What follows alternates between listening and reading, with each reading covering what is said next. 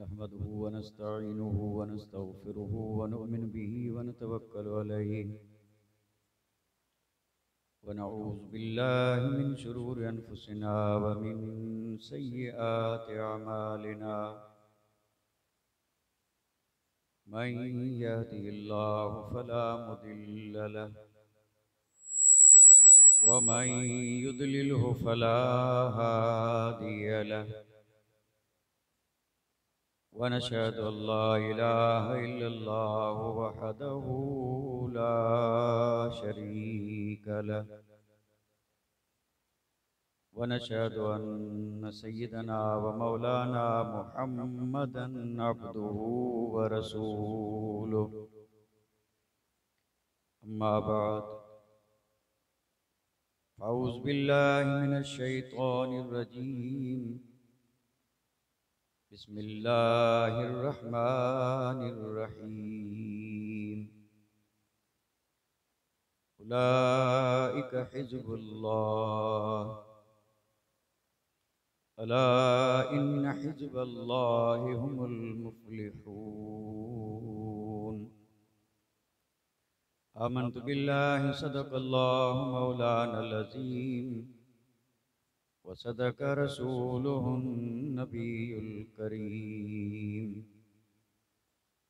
व नहनु अला मा क़ाल मिनश शाहिदीन व शाकिरीन वल्हम्दुलिल्लाहि रब्बिल आलमीन कमा क़ाल अल्लाहु तबारक व तआला फ़ी अज़मति शान हबीबिहि इन्नल्लाह व मलाइकतहु युसल्लूना अलन नबी या अय्युहल्लज़ीना आमनू सल्लु अलैहि व सल्लिमू तस्लीमा अल्लाहुम्मा सल्लि अला सय्यिदिना मौलाना मुहम्मदिन व अला आलि सय्यिदिना मौलाना मुहम्मदिन व बारिक व सल्लिम सलातन व सलामन अलैका या रसूलल्लाह सलातन व सलामन अलैका या हबीबल्लाह।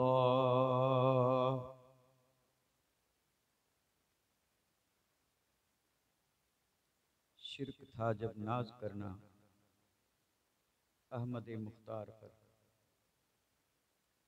शिर्क था जब नाज करना अहमद मुख्तार पर, नुक्ता ची थे लोग इल्मे सैयद अबरार, नुक्ता ची थे लोग इल्मे सैयद अबरार पर। हर वली हर गौस को बेदस्त पा समझा गया, हर वली हर गौस को बेदस्त पा समझा गया। और या रसूल अल्लाह कहने पर था फतवा शिर्क का, या रसूल अल्लाह कहने पर था फतवा शिर्क का। कुफ्र पर मशीयत को एक दिन जलाल आ ही गया, कुफ्र पर मशीयत को एक दिन जलाल आ ही गया। और मेरे आका की मोहब्बत का सवाल आ ही गया। एक किरण फूटी चरख पर महताब से, एक किरण फूटी चरख पर महताब से। अहले दी उसको अहमद रजा कहने लगे, अहले दी उसको अहमद रजा कहने लगे। और खुदा की रहमतें हों ऐ मीरे कारवां तुझ पर, खुदा की रहमतें हों ऐ मीरे कारवां तुझ पर। फना के बाद भी बाकी है शाने बका, फना के बाद भी बाकी है शाने बका तेरी। और वादी रजा की है कोहे हिमालय रजा का है, और जिस समत देखिए वो इलाका रजा का है। जिस समत देखिए वो इलाका रजा का है। मुल्के सुखन की शाही तुमको रजा मुसल्लम।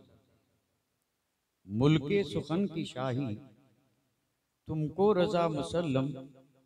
जिस समत आ गए हो सिक्के बिठा दिए। जिस सिमत आ गए हो सिक्के बिठा दिए।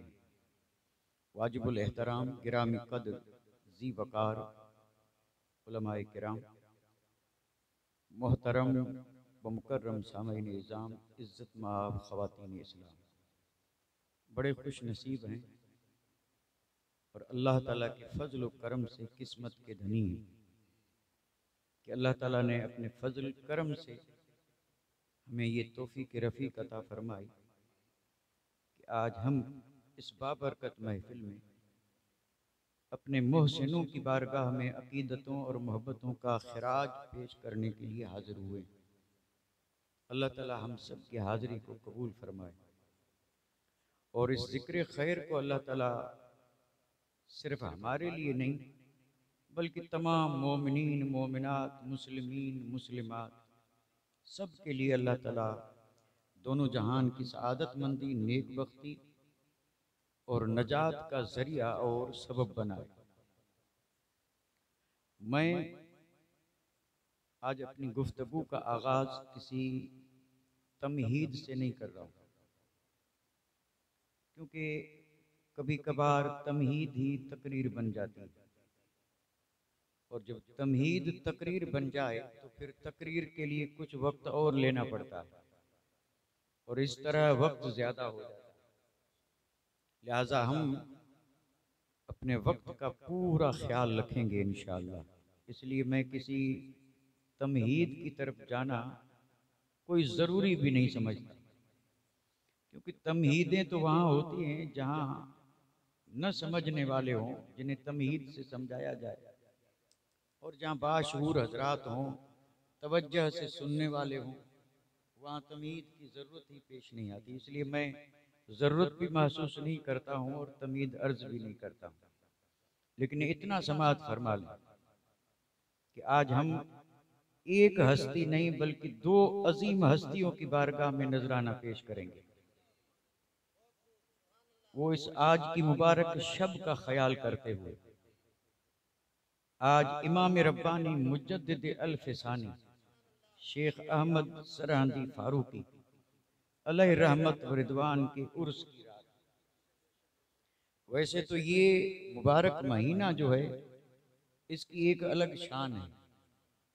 आप अगर ज़रा सा भी शौक रखते हों और औलिया की सीरत का मुताला करें तो वली तो सब शान वाले हैं, लेकिन उसमें भी बाज़ की शान बहुत बुलंद। तो इस महीने में ऐसी अजीम हस्तियों के कई उर्स हैं। इमाम हसन रज़ी अल्लाह ताला अन्हु, इमाम रब्बानी आला हजरत, और फिर लाहौर के दाता गंजबश अली हज, और फिर गोलड़ा के सरताज पीर मेहर अली शाह, और इसके अलावा भी कई बड़ी बड़ी हस्तियां हैं जिनके आरास इस महीने में होते हैं। तो आप अंदाजा फरमाएं, ये महीना जिसको जाहिल खाली करते हैं, खाली, ये जहालत है, कहते हैं सफर खाली, और इसमें नेक काम करने से बचते हैं कि इसमें कोई अच्छा काम, ये सुना है, अब बचते हैं या नहीं। वैसे तो जो भले महीने हैं उसमें भी बचे हुए हैं, उसमें फिर कहाँ नेक करते हैं, लेकिन इसमें कहते हैं कि ये सफर जो है ये खाली है। हालांकि अगर देखा जाए तो खाली नहीं बल्कि ये ऐसी नेमतों से भरा है कि जिसकी कोई मिसाल नहीं। ऐसी ऐसी हस्तियों के उर्स इस महीने में है, सुभान अल्लाह। और फिर ये उर्स सिर्फ ऐसा नहीं कि सिर्फ हिंदुस्तान ही में मनाए जा रहे हों, बल्कि पूरी दुनिया में। लेकिन शर्त यह है कि जहां जहां ईमान वाले हैं वहां, क्योंकि ये चीज आई ही ईमान वालों के हिस्से में है। और बेईमानों से इसका कोई लेना देना नहीं, क्योंकि ये है उनके लिए जिन्हें अल्लाह ताला की रहमत माला माल करना चाहती है, और जो असल ही से महरूम है तो उन्हें इस चीज से कोई लेना देना नहीं। ये वो हैं जो ऐसी जिक्र की महफिलें सजा के और बरकतों से रहमतों से माला माल हो जाते हैं। तो इन दो अजीम हस्तियों की बारगाह में हम और आप नजराने अकीदत पेश करने आए हैं, और इस यानी चीज का इजहार करते हुए कि हम तो नजराना पेश करने आए हैं, उसके साथ हम शुक्रगुजार भी हैं। अब शुक्रगुजार किसके? शुक्रगुजार उनके जिन्होंने इस महफिल को सजाया और जिन्होंने हमें और आपको बुलाया और जिन्होंने ये स्टेज सजाया, इंतजाम किया। हम उसके शुक्रगुजार हैं कि उन्होंने हमें इतना हसीन और बाबरकत मौका अता फरमाया। अल्लाह ताला सबकी हाजिरी कबूल फरमाए। अब तमहीद का तो मैंने पहले ही कह दिया कि अर्ज नहीं करूंगा, लेकिन एक बात फिर भी सुन लें जो जरूरी है, मैं समझता हूं कि जरूरी है। जब कोई बंदा अल्लाह का प्यारा बन जाता है, महबूब बन जाता है, और जब अल्लाह ताला का कुर्ब हासिल हो जाता है, जिसे कहते हैं मुकर्रब, तो जाहिर बात है जब वो बंदा महबूब बन गया, मुकर्रब बन गया, तो फिर क्या उस पर अल्लाह ताला की इनायात और एहसानात की कोई कमी होगी? यानी अल्लाह ताला की अताओं की उस पर कोई कमी होगी? नहीं होगी, कोई कमी नहीं। वलियों पर अल्लाह ताला की अता की कोई कमी नहीं। और रब की रहमतें बरकतें उनके वसीले से जब कायनात वालों को मिल रही है, उनके दर से, तो उन दर वालों पर इन चीजों की कोई कमी नहीं होती। लेकिन उन औलिया अल्लाह में भी वो अल्लाह के मखसूस और महबूब बंदे जिन्हें किसी खास काम के लिए भेजा जाता है, किसी खास और अहम और जरूरी काम के लिए रब भेजता है, तो फिर उन बंदों पर जो अल्लाह तबारक व तआला का एहसान और इनाम होता है, उसे कोई गिन भी नहीं सकता। और फिर उन्हें अल्लाह तबारक व तआला जिन नेमतों से नवाजता है, उम्र बसर हो जाए लेकिन उन नेमतों को कोई गिन नहीं सकता। क्यों? कि जिससे जितना बड़ा काम लेना होता है, उसे उतनी ही बड़ी नवाजिशात से नवाजा जाता है। फिर उसकी जात में कोई कमी नहीं रखी जाती। इसको मैं अगर ये उलमाए कराम से नहीं, आप हजरात से मुखातब होते हुए अगर मैं समझाना चाहूं तो यूं समझें, एक अच्छे आदमी के लिए जितनी भी अच्छाइयां मुमकिन हैं, रब सारी अच्छाइयां उस बंदे को अता फरमा। ये मैंने यानी वो लफ्ज इस्तेमाल किया है कि हर आदमी जिसे समझ सके। यानी अगर मैं यहां ये कहता कि एक कामिल इंसान, और एक कामिल इंसान के लिए जितनी अच्छाइयां जरूरी हैं, होनी चाहिए, अल्लाह ताला ऐसे बंदों को वो सारी अच्छाइयां अता फरमा के और फिर भेजता। क्या कुछ नहीं देता, सबसे पहले तो अल्लाह ताला ऐसे बंदों को इखलास देता है, और फिर अल्लाह ताला ऐसे बंदों को बुर्दबारी देता है, और फिर अल्लाह ताला ऐसे बंदों को तकवा परहेजगारी देता है, और फिर अल्लाह ताला ऐसे बंदों को साबित कदमी और इस्तकामत देता है, और फिर ऐसे बंदों को अल्लाह ताला जिद्दोजहद की कुव्वत देता है, और ऐसे बंदों की जात में हमीयत हक, हिमायत हक, इसकी भी कोई कमी नहीं रहती।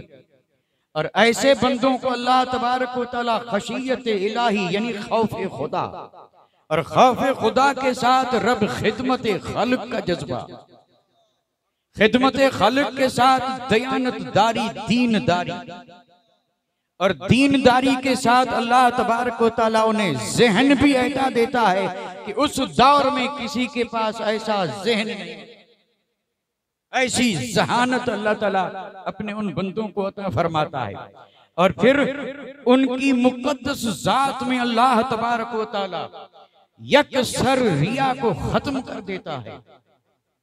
रिया का नामो निशान भी नहीं, शाइबा तक नहीं, उनका हर काम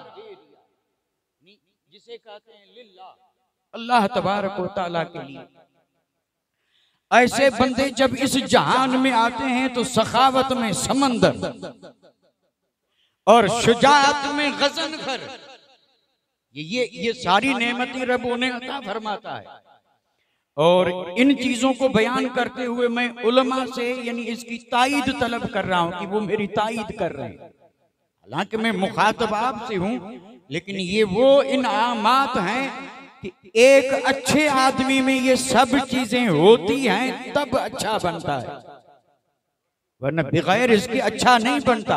सब्र न हो, जब्त न हो, अल्लाह अकबर, तहारत न हो, और फिर उसके अंदर अगर इल्म न हो और गुलामी मुस्तफा न हो तो फिर वो अच्छा बन ही नहीं सकता। रब अपने ऐसे मखसूस बंदों को ये सारी चीजें अता फरमाता है। इल्म भी ऐसा कि सारा जमाना जो है वो उनके इल्म को सलाम करे, और गुलामी भी ऐसी कि उस दौर में कोई उस जैसा मुस्तफा का गुलाम नजर नहीं आता। और फिर जब फकाहत की बात करते हैं तो अल्लाह अकबर, देख लें आला हजरत अजीमुल बरकत की जात को कि रब ने इस मर्द कामिल को क्या फकाहत अता फरमाई थी। 700 बरस से लेके आला हजरत तक कोई ऐसा फकीह नहीं आया, ये फकाहत रब ने अता फरमाई। और फिर ऐसे बंदे, ऐसा नहीं कि लिखना पढ़ना जाने, उस दौर में कलम के धनी होते हैं। और कलम के धनी यूं हैं कि किल के रजा है, खंजरे खूंखार बर्क बार, आदा से कह दो खैर मनाए न शर। कलम की ताकत भी उनके हाथ में होती है। और फिर लिल्लाहियत, सुभान अल्लाह, और फिर मुरव्वत, मोहब्बत, अल्लाह अकबर।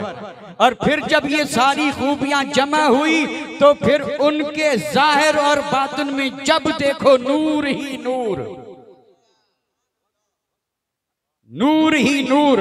और फिर मैं तो ये जो जिक्र कर रहा हूं ये ऐसी खूबियां और अच्छाइयां हैं कि जिसकी इंतहा नहीं। और अगर मैं इंतहा करूं तो एक लफ्ज पे करूंगा कि इन सब के बाद अल्लाह उन्हें देता है यकीन कामिल।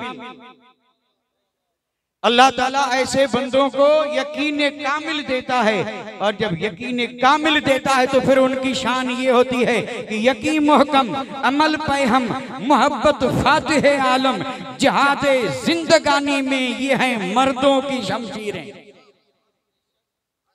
ये अल्लाह के बंदे जो आते हैं वो यानी ये लोहे वाली तलवार लेके नहीं आते हैं, क्योंकि लोहे वाली तलवार अगर लाखों के हाथ में हो और ये तलवार अगर किसी अहमद रजा जैसे एक के हाथ में हो, और अगर लोहे वाली तलवार मुगल आजम अकबर के लश्कर के हाथ में हो, और अगर ये तलवार इमाम रब्बानी के हाथ में हो, तो कसम रब की लश्कर हारते नजर आता है और रब्बानी मैदान में जीतता नजर आता है।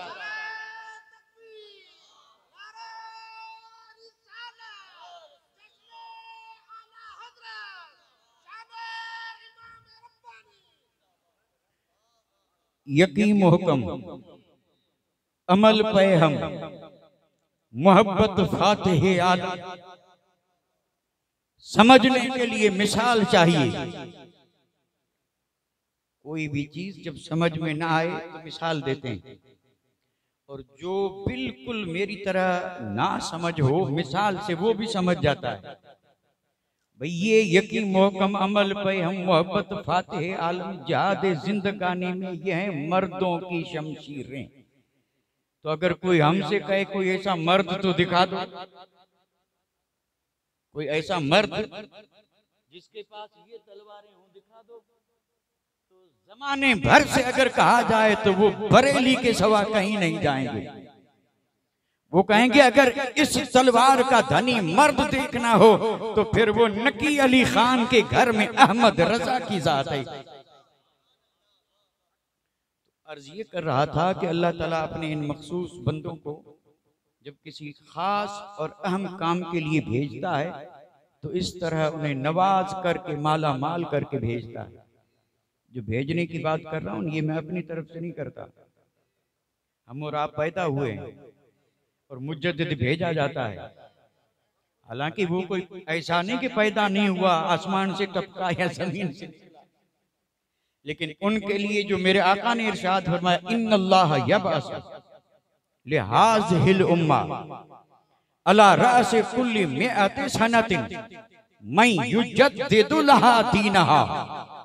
ये उलमाए कराम में से किसी से भी आप पूछें कि इसका तर्जुमा करें, तो तर्जुमा यही करेंगे, बेशक अल्लाह ताला मबऊस फरमाता है। धोखा न खाएं, यही लफ्ज नबियों के लिए भी है और यही लफ्ज नबियों के गुलामों के लिए भी है।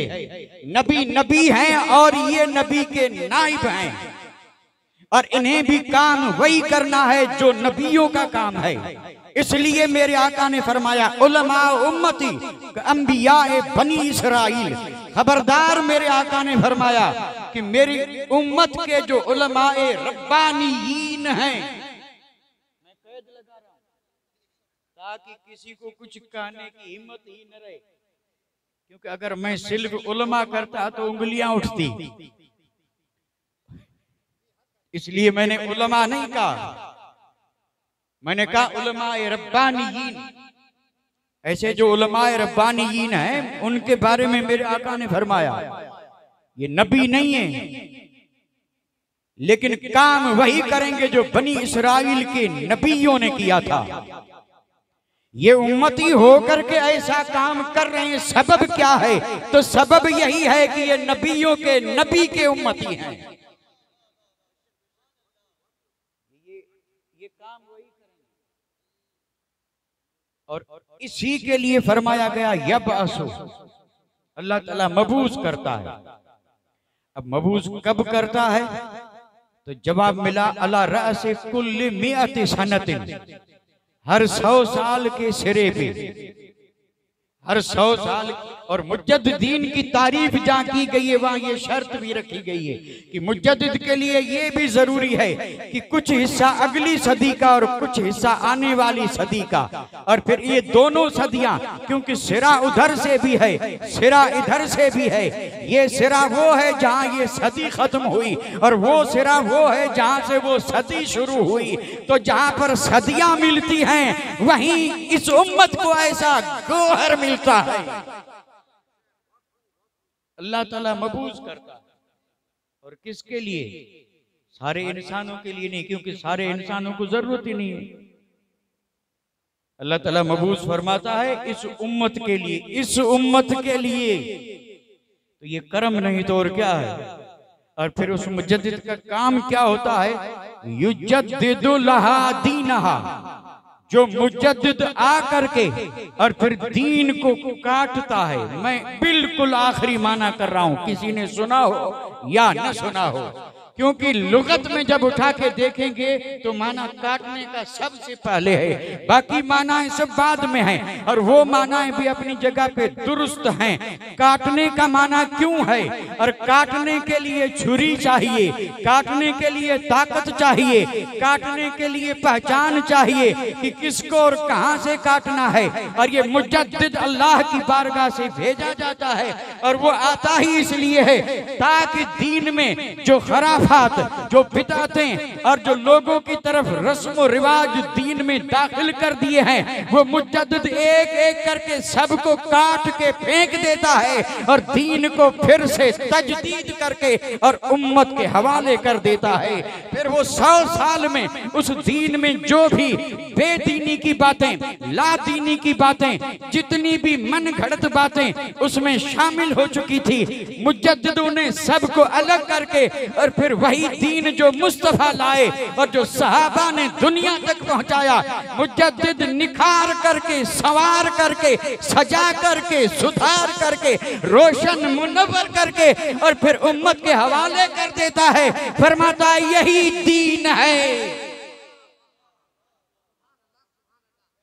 इसका एक माना ये भी किया जाता है कि जो उम्मत के लिए दीन को नया कर देता है। दीन को नया करने से मुराद क्या है?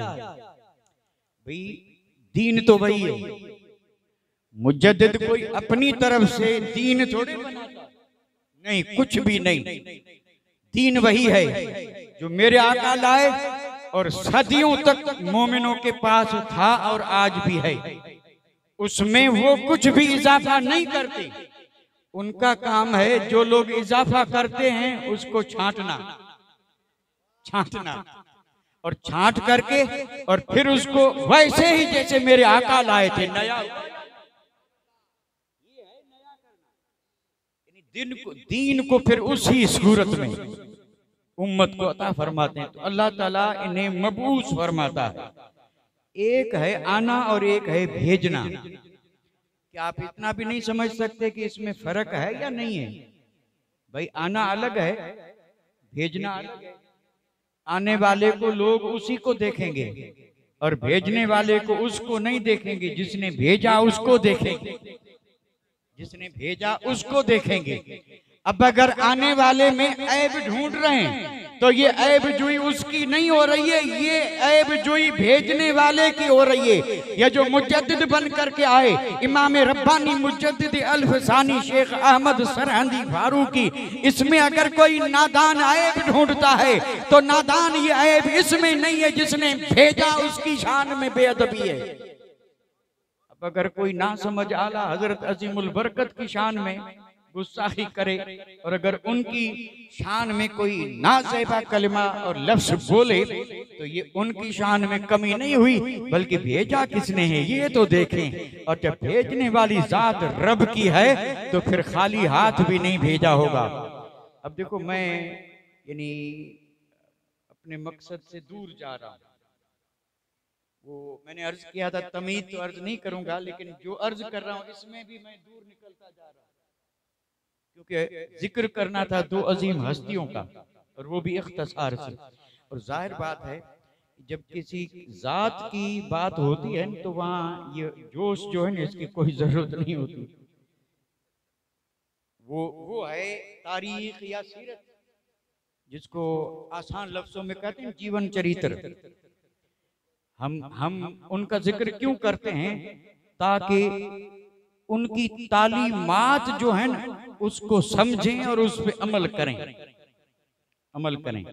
ये उनके जिक्र का असल मकसद यही होता है कि उनका जिक्र हो ताकि उनकी तालीम आम हो और पता चले कि हक क्या है और ना हक क्या है, दीन क्या है और बेदीनी क्या है। और उन्होंने इतनी जो बड़ी कुर्बानियां दी और एक से एक तकलीफें बर्दाश्त की, तो किसके लिए की और वो दीन है क्या, ये बुनियादी चीजें होती हैं। लेकिन इसको आज अवाम बहुत कम पसंद करते हैं। उससे शगफ नहीं है ना, इसलिए शौक नहीं है। हालांकि होना ये चाहिए।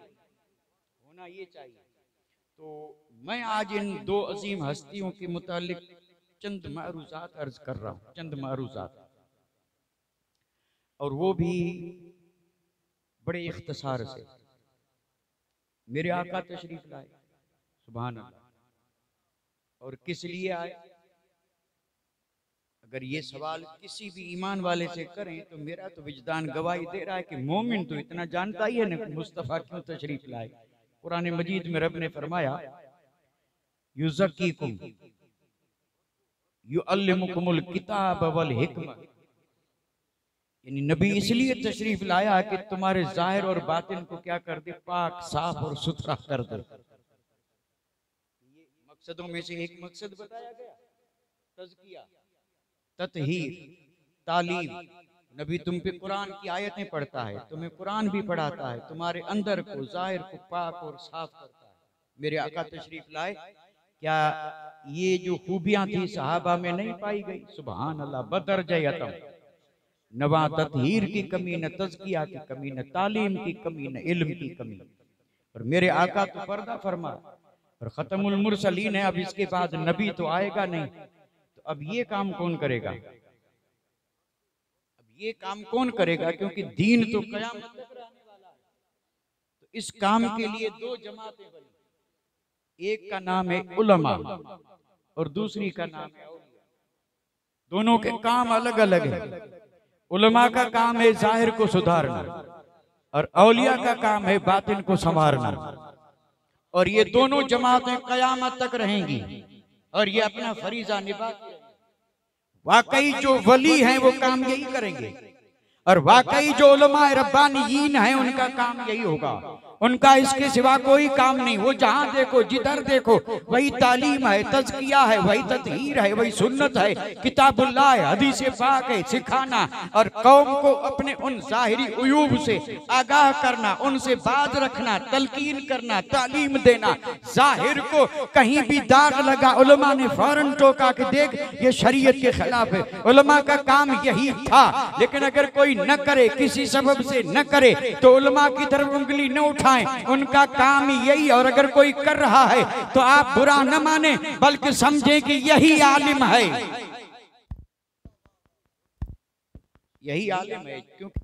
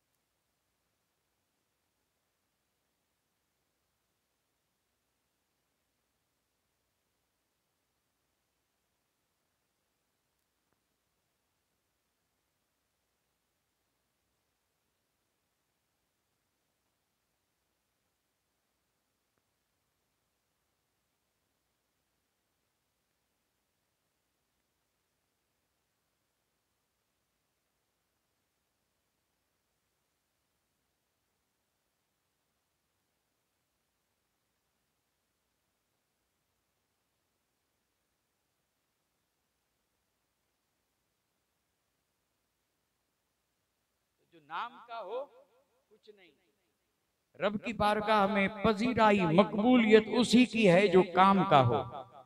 और अगर उसी की कोई मिसाल ढूंढना चाहे, दलील, तो आज जिनका जिक्र हो रहा है, ये जिक्र इसलिए हो रहा है कि वो नाम के नहीं थे, काम के थे।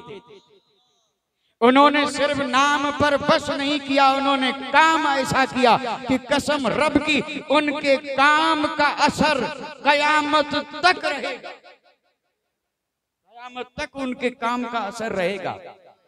और जब जब ये कश्ती हिलने लगेगी और जब जब बेराह रवि बढ़ेगी, तो इनके मकतूबात, इनके मलफूजात, इनके फतावा, इनकी लिखी हुई किताबें फिर झंझोड़ करके कहेंगी कि जिस राह पे तू जा रहा है वो गलत है। और जब कहेंगे फिर राह कौन सी है, तो वो कहेंगे इमाम रब्बानी की मकतूब पढ़ ले और आला हजरत की फतावा रिजविया पढ़ ले, तुझे आज भी वही राह मिलेगी जो जन्नत की राह। इतना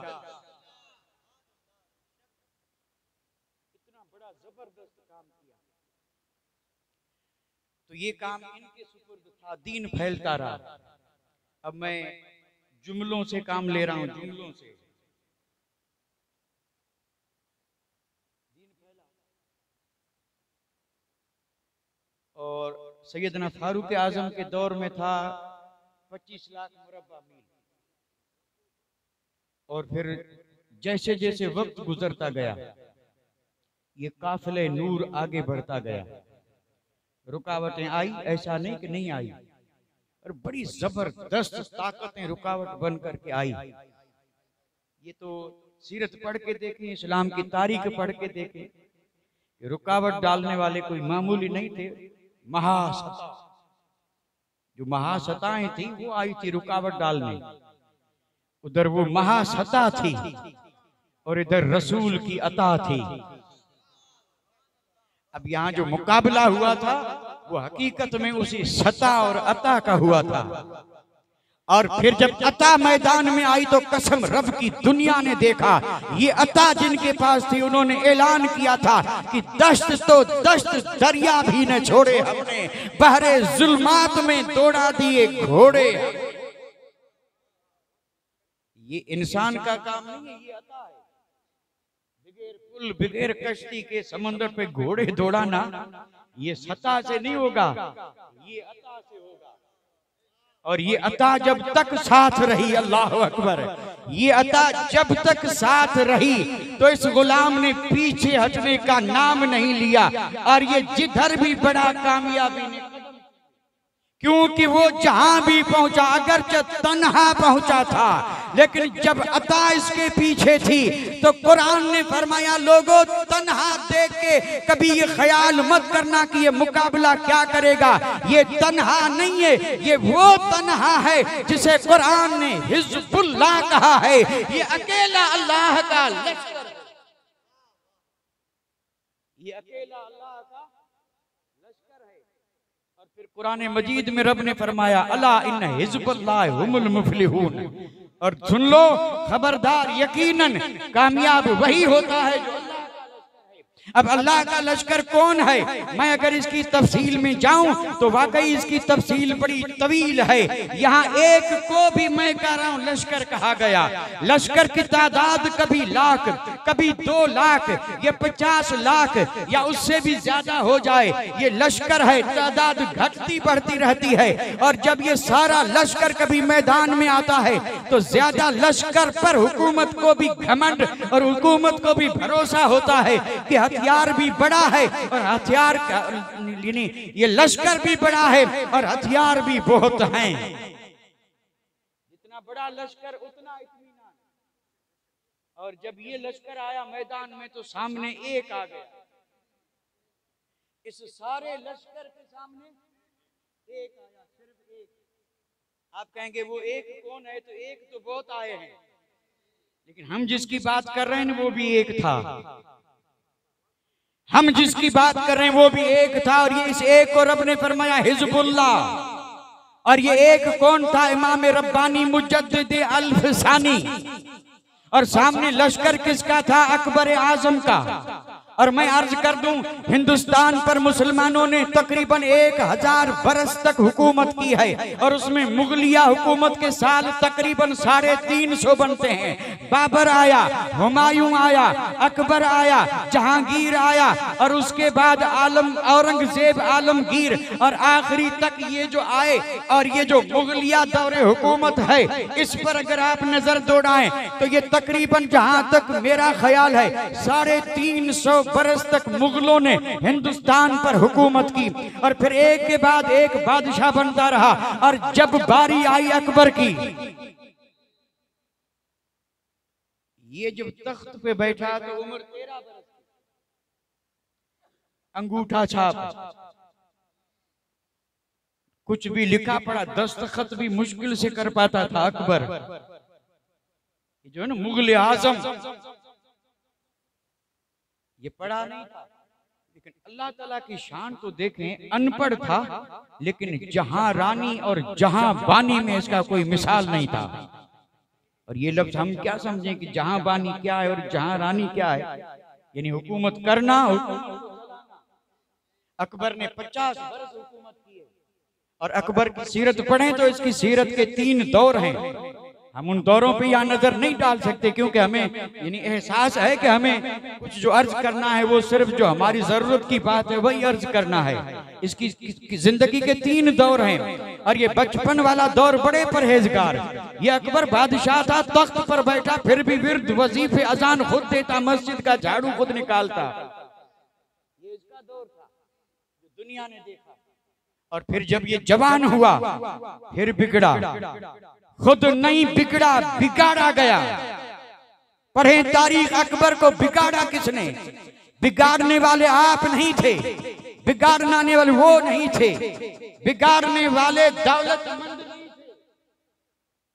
बड़ी हैरत होगी आपको सुन के, कोई हैरत कोई ऐसा थोड़े पहली बार सुन रहे हैं। आप भी तो सब लिखे पढ़े हैं ना, चौके तो पढ़ते होंगे ना, और हर जबान में सीरतें तारीखें तो लिखी हुई है। हैरत किस बात पे होगी? यानी अकबर बिगड़ा कैसे, बिगाड़ा किसने, और इस हद तक बिगड़ा। अल्लाह, इस हद तक बिगड़ा, किस हद तक जो आगे बता रहा हूं।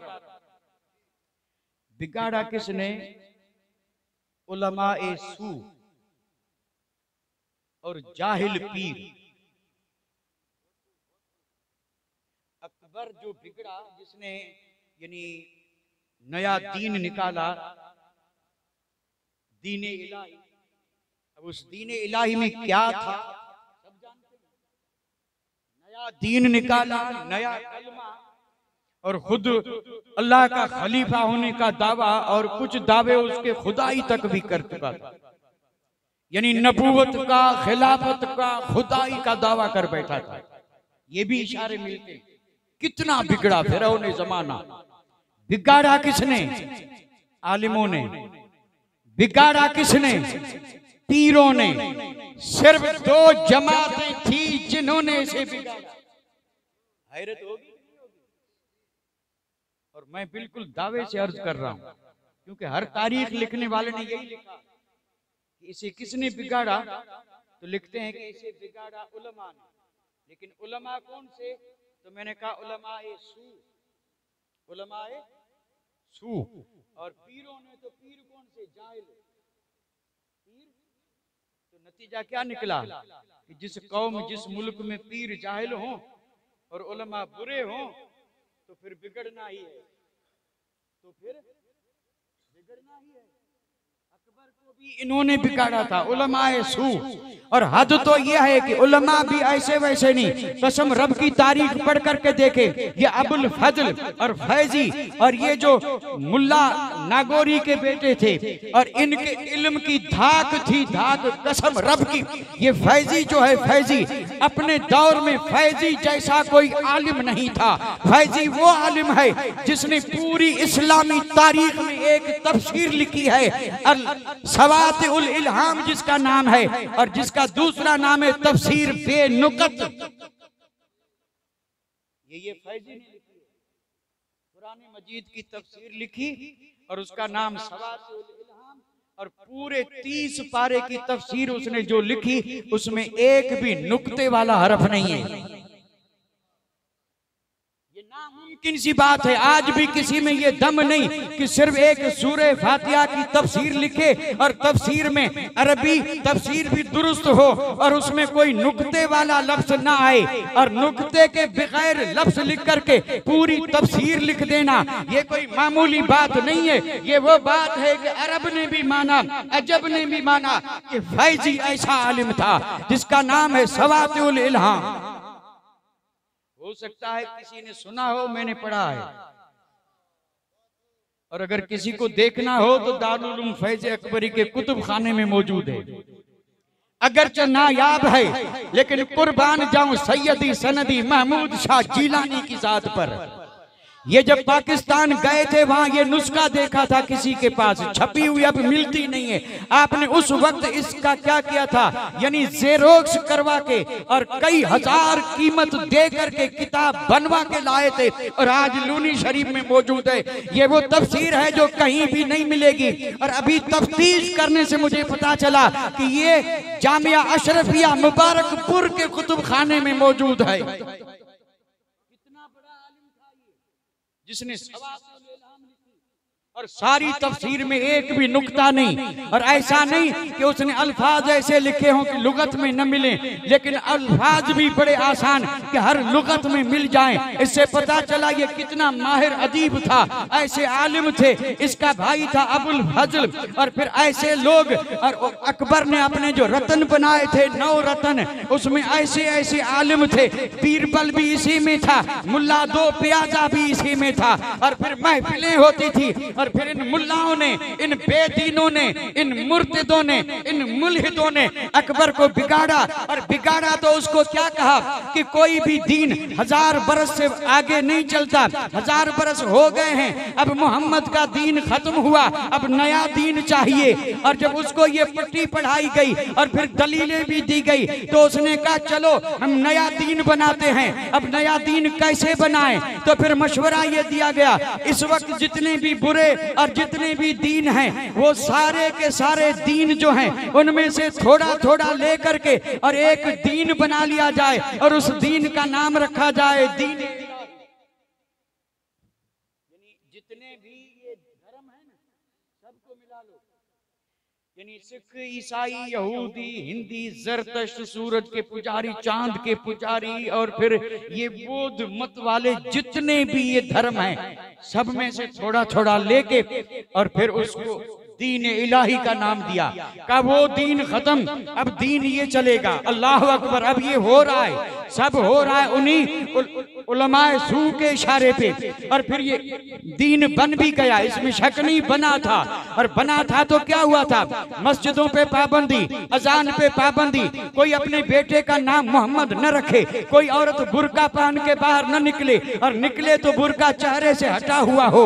नऊज़ बिल्लाह, ये जितनी भी मुशरिकाना बातें हैं उन सबको इस अकबरी और दीन इलाही में शामिल किया था। क्या क्या बयान किया जाए। अब ये दीन जो था, जिसको नाम रखा था दीन इलाही, और अकबर ने खुद इसी दीन पर अमल करते हुए, उसका हाल ये था कि जब सूरज तुलू होता तो सूरज के 1000 नाम जपता, जब सूरज निस्फ नहार पे आता तो अकबर सूरज के 1000 नाम जपता, और जब ये गुरूब होता तो अकबर 1000 नाम जपता, जो कि इस सूरज के पुजारी जपते हैं। अकबर ने चौथा वक्त भी निकाला था, आधी रात को उठ करके भी सूरज की तस्बीह पढ़ता। ये अकबर, और ये उसका दीन। और फिर दीन इस्लाम को उसने क्या किया, खत्म। अब ये दीन मिट रहा है। दीन मिटना देखते हुए जो दीन वाले होंगे, दर्द तो हुआ होगा, और जब दर्द होता है तो दुआएं मांगी जाती है। और इस दीन इलाही में क्या क्या था, उसकी तफसील बड़ी तवील है, मैंने तो सिर्फ इशारा कर दिया। अजान बंद, गाय ज़बह न की जाए, जो करे उसका हाथ काटा जाए, टीका लगाओ, जिनार पहनो। खुद अकबर के गले में जिनार जो था ना, उसमें मोती थे। अकबर ये अब इसको क्या कहेंगे, ये हिंदुस्तान में अफगानिस्तान से लेकर के हिंदुस्तान बड़ा तवील था, दीन यूं मिट रहा था। और जब दीन यूं मिट रहा था तो रब ने भेजा, एक को भेजा, मुजद्दिद बना के भेजा, मुजद्दिद अल्फ सानी बन करके आया। और फिर जब मेरे इमाम तशरीफ लाए तो आपने क्या किया, पहले तो बिल्कुल पोशीदगी में इसको मिटाने के लिए तारीख चलाई। ये मज़हर था मेरे आका की मक्की जिंदगी का। इमाम रब्बानी ने अकबर के इन खराफात को देखा, बेदीनी को देखा, कुफर को देखा, इर्तिदाद को देखा, इल्हाद को देखा, और फिर आपने अपना काम शुरू कर दिया।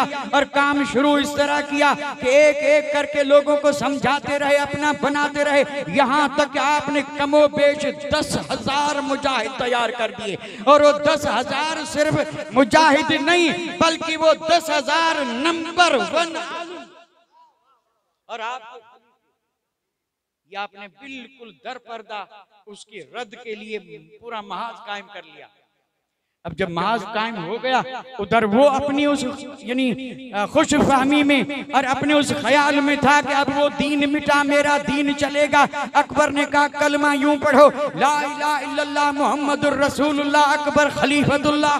उसने ये कलमा बनाया, और जब अजान होती और मुअज्जिन कहता अल्लाह अकबर, तो कहता देखो वो भी कह रहा है कि अकबर अल्लाह है। देखो मुअज्जिन कह रहा है अकबर अल्लाह है, हद हो गई। अब जब इस तरह दीन मिट रहा था तो मुजद्दिद तशरीफ लाए, और आपने यूं पूरा का पूरा इंतजाम किया। फिर इस बदबख्त और इस मुल्हिद का जब इंतकाल हुआ, जब मरा वासिले जहन्नम हुआ, अब उसी तख्त पे बैठा जहांगीर। और जहांगीर जब बैठा तो फिर मुख्तसर करते हुए अर्ज करूं, जहांगीर के चमचों ने जाकर के कहा कि जहांगीर तख्त खतरे में है। एक शख्स है जिसका नाम अहमद है, मुस्तफ़ा के नाम पे नाम है, और उसका काम भी वही है जो मेरे नबी का काम है। वो फला जगह बैठ करके लोगों को अपनी तरफ माइल कर रहा है, और तेरे बाप के इस दीन इलाही की बेखनी करने के लिए कोशिश कर रहा है। अगर कोई इसका सद्देबाब और अगर इसका कोई एहतमाम नहीं किया तो अभी कोई दिन गुजरेंगे कि हुकूमत उनके पास होगी, तख्त उनके पास होगा, तेरी हुकूमत खतरे में है। अहमद सरहंदी को रोक। जहांगीर ने गिरफ्तार किया, मैं कहना इस इख्तिसार कर रहा हूं, गिरफ्तार किया, और गिरफ्तार करके ग्वालियर के किले में बंद कर दिया। पहले जेल में रखा, जेल में, और इमाम रब्बानी 3 साल कैद रहे। 3 साल जेल में बंद कर दिया। कुछ दिनों के बाद जेलर ने आकर के कहा जहांगीर जेल का नक्शा बदला हुआ है, जेल का नक्शा बदला हुआ है। तो जहांगीर ने कहा जेल में क्या हुआ? कहा किसको लाके बंद कर दिया है? चोर तहज्जुद गुजार बन गए, डाकू पंजवक्ता नमाजी बन गए, सुन्नत के तारिक सुन्नत सजाने वाले बन गए। ये जेल है या दारुल उलूम है? ये अंदर हो क्या रहा है? सारा मामला तू बाहर मुल्क बचाने के लिए जेल में डाला और तेरे मुल्क की जड़ें उखाड़ने के लिए जेल में फौज तैयार हो रही है।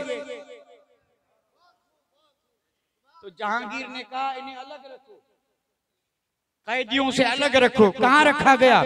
ग्वालियर के किले में। ग्वालियर के किले में 3 साल आप बंद रहे, लेकिन बंद होते हुए भी, उस किले में मुक़य्यद होते हुए भी आपने सिलसिला जारी रखा। आपने पूरे हिंदुस्तान में, ये अफगानिस्तान से लेकर के श्रीलंका तक, ये पूरा हिंदुस्तान, ये आपका ढाका, मगरबी पाकिस्तान और ये पूरा इलाका ये हिंदुस्तान कहलाता। अभी आजाद मुल्क नहीं हुआ था। इतनी बड़ी हुकूमत थी जहांगीर की। और फिर इमाम रब्बानी ने क्या किया? खत लिखे, खत जिसको अरबी में मकतूब कहते हैं। और आज वो मकतूबात इमाम रब्बानी की शक्ल में 3 जिल्दों में हर जबान में मौजूद हैं। अंग्रेजी तर्जुमा भी हो चुका है। नाम है मकतूबात इमाम रब्बानी, हर जगह पे मौजूद है। आपने मकतूब लिखे, कासिद भेजे, 10,000 तो पहले थे, अब कैद में बैठे बैठे हजारों को दीवाना बना दिया। जहांगीर को जब इसका इल्म हुआ, जिसे मैं रोकना चाहता था वो तो बढ़ता ही जा रहा है। अब जहांगीर क्या करता था? सजदा करवाता था। यानी अल्लाह, जैसे फिरौन ये खुदा बन करके लोगों से कहता मुझे सजदा करो, और सजदे हो रहे थे। ये पेशानियां जो मोइनुद्दीन अजमेरी ने रब की बारगाह में झुकाई थी। अकबरी दौर आया तो ये पेशानियां अकबर और जहांगीर के आगे सजदा रेज हैं। इमाम रब्बानी को जब जहांगीर ने दरबार में तलब किया तो जहांगीर से लोगों ने कहा कि अहमद तुझे सजदा नहीं करेगा। तो उसने कहा नहीं करेगा तो ये मेरी बेइज्जती होगी। करें क्या? फरमाया हीला बना, सामने वाला बड़ा दरवाजा बंद कर दे और सिर्फ एक छोटी सी खिड़की रख, और जब खिड़की में से बुलाएंगे तो जाहिर बात है झुक करके पहले सर दाखिल करेगा और फिर अंदर आएगा, तो हम समझेंगे कि ये झुकना ही सजदा हो गया, इज्जत बच जाएगी। लेकिन कुर्बान जाऊं मौला तेरी रहमत पे, अल्लाह ताला अपने बंदों की हर जगह पे इमदाद फरमाता है। इमाम रब्बानी मुजद्दिद अल-हुसैनी जब हुमायूं जहांगीर के दरबार में आ रहे थे, खिड़की पे नजर पई और जैसे ही उस खिड़की के ऊपर नजर गई तो अल्लाह ताला ने दिल में डाला ये आजमाइश है। आपने वहां पहुंच करके, वो तो इंतजार में थे कि झुक के आएंगे, आप यूं हटे और सीना ताना, सर बुलंद किया, पहले पांव निकाला, सीधा जहांगीर की तरफ जब पांव किया है तो उस पांव ने कहा था कि यजीद ने एड़ी चोटी का जोर लगाया था कि हुसैन हाथ दे, हुसैन ने सर तो दे दिया, हाथ नहीं दे दिया। तू चाहता है कि मैं तुझे सर झुकाऊं, मेरा सर तू झुका नहीं सकता कि क्योंकि ये सर रब की बारगाह में झुकता है। अगर कोई चीज है तो तेरे लिए मेरा ये कदम है जो तुझे आज नहीं तो कल उखाड़ के फेंकेगा।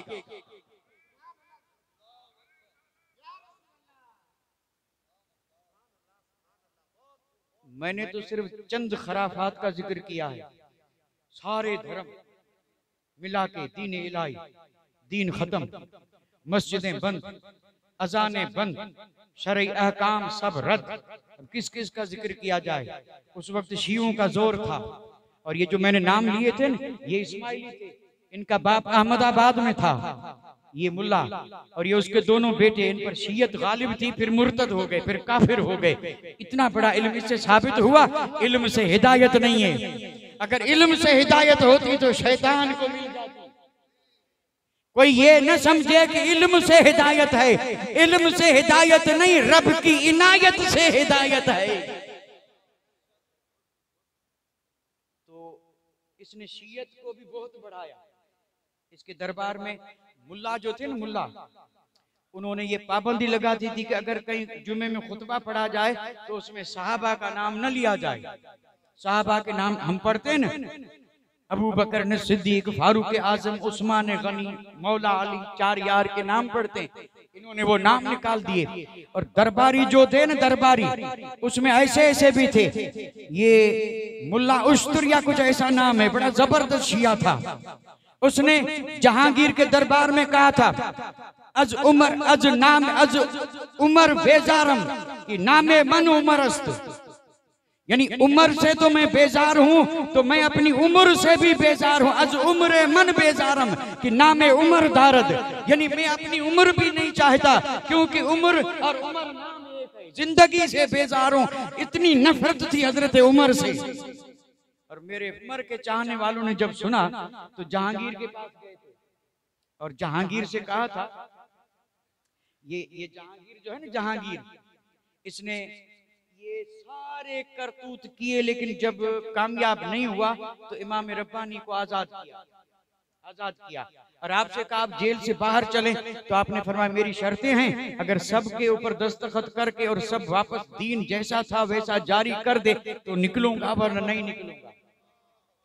और सबसे पहले जो तुझे सजदा हो रहा है इसे बंद कर, गौ खुशी पे पाबंदी हटा, और फिर मस्जिदें जो शहीद की सब बना, और तेरे इस महल में मस्जिद बना, और जो बच्चा पैदा हो नाम मोहम्मद रख। औरतों से कहा कि वो पर्दा करें, और जितने भी हुक्म तूने तोड़े हैं सबको जारी कर। अहमद सरहदी फिर निकलेगा। अब आप निकले बाहर, अब निकले तो फिर क्या हुआ? फिर यही जहांगीर मुरीद बना, फिर मुरीद बना, और मुरीद बन करके जो आपने कहा वही किया। दीन को फिर जिंदगी मिली या नहीं मिली, उसके बावजूद भी शियों ने अपनी हरकतें नहीं छोड़ी। अब ये शिये वाली बात है, इसने हजरत उमर की तौहीन की। उसने कहा कि मैं अपनी उम्र से बेजार हूं कि नाम उमर दार, मेरा नाम उमर है, उसका खुद का नाम उमर था। उसने कहा करूं क्या, मेरा नाम उमर है और मेरी जिंदगी जो है इसको उमर कहते हैं। और हजरत उमर, मुझे इस जिंदगी से भी नफरत है क्योंकि जिंदगी को उम्र कहते हैं। अब जब दीवानों ने सुना तो पहुंचे जहांगीर के पास, कहा जहांगीर सुनता नहीं, अभी साहबा की तौहीन हो रही है और इसने ये बंद और ये शेर लिखा है। आपने फरमाया लाओ खबीज को दरबार। अब जहांगीर वो नहीं था, अब ये जहांगीर वो नहीं था। अल्लाह अकबर, अंदाजा देखें, ये जहांगीर वही है जिसने दीने इलाही पे आंख खोली थी, जो अकबर की गोद में परवरिश पा चुका था और जो लोगों को अपने सामने सजदे में झुकाता था। लेकिन कसम रब की ये सब कुछ कर रहा था, किस्मत ने जब पांचा पलटा तो निगाहे वली में वो तासीर देखी और बदलती हजारों की तकदीर देखी।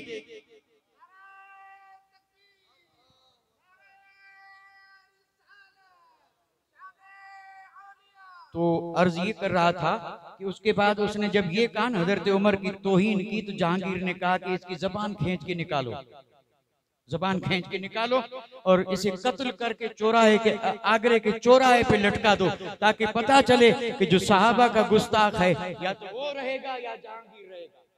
फरमाया मेरे होते हुए और सहाबा की, हजरत उमर की कोई तौहीन करे। अब जब कत्ल का हुक्म दिया तो जहांगीर की बीवी नूर जहां, ये मज़हब शिया से ताल्लुक रखती थी, और जहांगीर जब तख्त पे बैठे फैसला करता थी, वो पर्दे के पीछे खड़ी रहती, और अगर पसंद न होता तो कहती जहां बना ये फैसला ऐसे नहीं, मैं कहूं वैसे कर। और जहांगीर ने ऐसे बहुत फैसले किए थे, लेकिन पहले किए थे। और आज जब इस शुस्तुरी, मुल्ला शुस्तुरी के कत्ल का हुक्म हुआ, तो जैसे ही आपने कहा इसे कत्ल करो, नूर जहां बिला तहाशा पर्दे का ख्याल नहीं, पर्दे से दौड़ के निकली और आकर के कहा जहां पना, क्योंकि वो शिया था और ये भी शिया, कहा इसे कत्ल न करें। जहांगीर का रंग बदल गया, कहा जाने मन। उसने कहा ऐ मेरी जान, तू मेरी जान जरूर है लेकिन तू मेरा ईमान नहीं है, तू मेरा ईमान नहीं है। मैंने तुझे जान दी है, ईमान नहीं दिया है। और उमर मेरा ईमान है, उमर का बुदखा जो है वो मेरे दरबार में रहे और मैं जिंदा रहूं, ये हो नहीं सकता। उसी वक्त कत्ल किया गया था। यह है इमाम रब्बानी का फैज़। और फिर दीन में वही बहारें आ गई। और फिर मैं एक बात आखिर में अर्ज करके फिर आगे बढ़ूं, हालांकि वक्त बहुत हो चुका। मैं यानी मुझे इरादा मेरा ये था कि 1 घंटा बोलना है, और 1 घंटा तो अभी एक साथ में हुआ है, और जिसके लिए महफिल सजाई तो बाकी है, उनका जिक्र तो करेंगे। ज्यादा हमेशा होता रहता है, ज्यादा नहीं तो कुछ तो यानी हम जिसका जिक्र करेंगे, जिक्र से आला हज़रत खुश हो रहे हैं, इसमें कोई शक नहीं। मेरे आका भी खुश हो रहे हैं, गौसे आज़म भी खुश हो रहे हैं, शाह बुखारी भी खुश हो रहे हैं, और जितने भी अल्लाह के वली हैं सब खुश हो रहे हैं। क्यों खुश हो रहे हैं? इसलिए कि मुजद्दिद की शान ये होती है कि मुजद्दिद अपने वक्त में हर वली को फैज़ देता है। मुजद्दिद को सिर्फ आलिम न समझें, लोग समझते हैं मुजद्दिद सिर्फ आलिम ही होता है, मसले ही बताता है। नहीं, मुजद्दिद अपने दौर में सारे वलियों का सरदार होता है, और उस दौर में चाहे जहां जिस वली की शान हो, लेकिन फैज अगरचे गौसे आजम का होता है, लेकिन मिलता है इमाम रब्बानी के दर से या अहमद रजा और फाजिले बरेलवी की दर से। ये मुजद्दिद हैं, कोई मामूली चीज है। तो दीन फिर से बाहर आ गई, सुभान अल्लाह। और अब जो मैं बात कर रहा था ना, सिर्फ इशारा करूंगा। अकबर, जहांगीर, ये दो को इधर रखें, शाहजहां, औरंगजेब, दो को इधर रखें, दोनों का मुवाजना करें कि अकबर कौन था और जहांगीर कौन था। और फिर जहांगीर का बेटा शाहजहां, शाहजहां का बेटा औरंगजेब आलमगीर, जो खुद मुजद्दिद, जो खुद इधर सरासर कुफ्र और इधर सरासर ईमान, इधर नफरत, इधर मोहब्बत।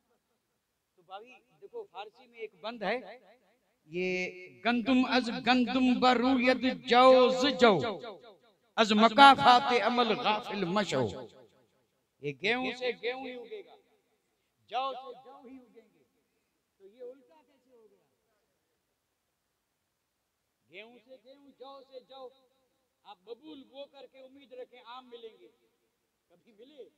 आजकल ऐसी बहुत उम्मीदें रखी जा रही हैं, लेकिन फल जब आता है तो मारूम और फिर मायूस हो जाते हैं।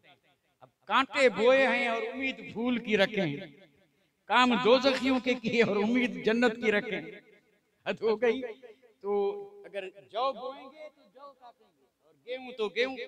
अब ये अकबर, जहांगीर, और इधर शाहजहां, और इधर औरंगजेब, ये कुछ देर यानी पहला तो बिल्कुल दीन का दुश्मन, फिर ये भी रहा दीन के दुश्मन, और ये दीन के दोस्त। कैसे दोस्त? कि औरंगजेब आलमगीर ने 300 आलिम बिठाए थे, और 300 आलिमों के खादिम रखे थे। ये जूतियां उठाने वाला अलग, रोशनाई ला के रखने वाला अलग, कलम डुबो के देने वाला अलग खादिम रखे थे। और इन 300 को लगाया था फतवा लिखने पे। और फिर उन्होंने जो किताब लिखी थी उसका नाम है फतावा आलमगीरी, और ये कई जिल्दों में मौजूद है फतावा आलमगीरी, और इसका दूसरा नाम है फतावा हिंदिया। 300 आलिमों ने लिखी, और ऐसे इंतजामात के साथ। ये तो बादशाह की इनायतों में लिख रहे थे, औरंगजेब की। लेकिन एक शख्स वो है कि बरौली में अपनी चटाई पे कोने में बैठा है, कोई खादिम नहीं, और लिख रहा है फतावा रिजविया। और 300 ने जो लिखा वो इसके आगे कुछ नहीं। अब ये कर्म नहीं तो और क्या? तो मैं अर्ज ये कर रहा था कि इधर ये और इधर ये ऐसा हुआ क्यों? तो इसका जवाब जो दिया है ना, बड़े बड़े लोगों ने दिया है। तो फरमाते हैं ऐसा होता तो नहीं है, लेकिन बीच में जब शेख अहमद सरहंदी आ गए, यानी दो इधर हैं वहां अंधेरा है, दो इधर हैं या नूर है, ये अंधेरे से नूर में आए कैसे? फरमाया कसम रब की नहीं आते, सदियां गुजर जाती नहीं आते, और ये पूरे के पूरे खानदान बदलते रहते, लेकिन इतनी तब्दीली नहीं आती। ये तब्दीली आई क्यों? फरमाया आई इसलिए कि बीच में अहमद सरहंदी थे, और अहमद सरहंदी ने कुफ्र को रद्द किया, नूर को रोशन कर दिया। आपने दीन को फिर क्या कर दिया? तो इमाम रब्बानी मुजद्दिद अल्फसानी का हम पे और सारे ये यानी ईमान वालों पे बिल उमूम, और ये इस इलाके वालों पे बिल खुसूस करम क्या फरमाया कि दीन मिट चुका था, फिर से वही दीन अता फरमा दिया। ये जात है। और अगर इमाम रब्बानी ना आते तो दीन तो पूरा का पूरा मस्क हो चुका था। फिर उन्होंने तो दीन इलाही बनाया इसलिए था कि अब ये दीन चलेगा, लेकिन ये दीन चलेगा कैसे कि यहाँ रब का वादा था कि इन्नल्लाह यबअसु लिहाज़िल उम्मति अला रासि कुल्लि मिअति सनतिन मन युजद्दिदु लहा दीनहा। इमाम रब्बानी आए और दीन को फिर से क्या किया, जिंदा करके और हिंद के मुसलमान को दे दिया। इसीलिए तो कहा गया कि ये हिंद में है सरमाए मिल्लत का निगहबान। अल्लाह ने बर वक्त किया जिसको खबरदार। अल्लामा इकबाल ने खराज अकीदत पेश किया था। अल्लामा इकबाल ने कहा था कि इमाम रब्बानी जहाँ सोए हैं उस मजार के जमीन के जर्रे जो हैं उन जर्रों को देख करके आसमान के सितारे शर्मा जाते हैं। वो शर्माते इसलिए हैं इन जर्रों में साहिब असरार सोया है। अल्लाह अकबर। साहिब असरार कौन है? इमाम रब्बानी मुजद्दिद अल-बुसानी। इमाम रब्बानी ने दीन को फिर से जिंदा किया। ये पूरे का पूरा हम पे एहसान है। अगर वो ना आते दीन मिट चुका था, दीन का नामो निशान न रहता। ये दीन की बहार सदका इमाम रब्बानी का वक्त गुजरता रहा। फिर एक कौम आई थी और आई थी तिजारत के इरादे से, ईस्ट इंडिया कंपनी।